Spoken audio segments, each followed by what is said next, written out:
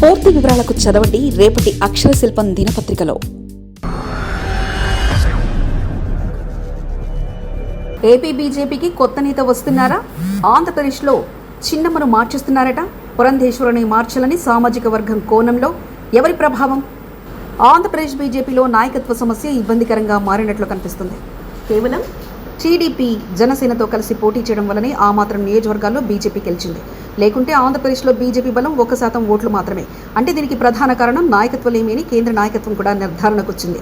ఆంధ్రప్రదేశ్లో ఇప్పటి నుంచే కాదు, తొలి నుంచి ఈ సమస్య ఉంది. టీడీపీతోనే జట్టు కడితేనే 4 స్థానాలు సాధించి ఇటు శాసనసభలోనూ అటు పార్లమెంట్లోనూ కమలం పార్టీ అడుగు పెడుతుంది.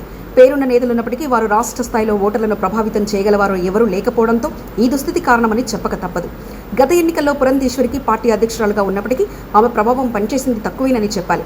2019 ఎన్నికల్లో బీజేపీ ఒంటరిగా పోటీ చేసినప్పుడు పురంధేశ్వరి ఎన్టీఆర్ కుమార్తె అయినప్పటికీ విశాఖలో ఓటమి పాలయ్యారు. సో పురంధేశ్వరి అయినా, అంతకుముందు సోము వీర్రాజు అయినా, ఆ ముందు కన్నా లక్ష్మీనారాయణ అయినా పార్టీ ఓటు బ్యాంకును పెంచే ప్రయత్నం చేయలేదు. అంటే వారికి అంత సత్తా లేదు.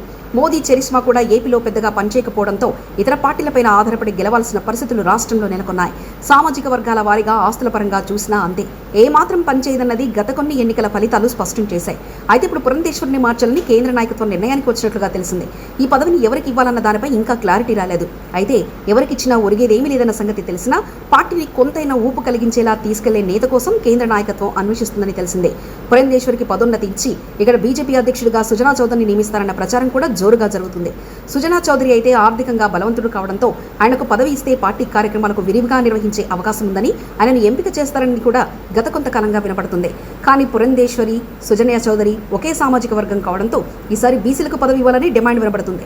జనసేనలో కాపు సామాజిక వర్గానికి చెందిన పవన్ కళ్యాణ్ అధినేతగా ఉండగా టీడీపీకి చంద్రబాబు ఉన్నారు. ఈ 2 సామాజిక వర్గాలు కాకుండా బీసీలకు అప్పగిస్తే ఆ ఓటు బ్యాంకును తెచ్చుకునేందుకు అవకాశం ఉంటుందని భావిస్తున్నారు. మరొకవైపు రెడ్డి సామాజిక వర్గం నుండి కూడా కొన్ని పేర్లు పరిశీలనలో ఉన్నాయని చెప్తున్నారు.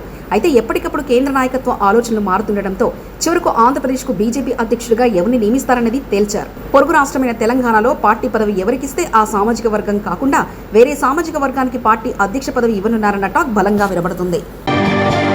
మరిన్ని కథనాల కోసం సబ్స్క్రైబ్ చేసుకోండి మీ అక్షర శిల్పం. పూర్తి వివరాలకు చదవండి రేపటి అక్షర శిల్పం దినపత్రికలో.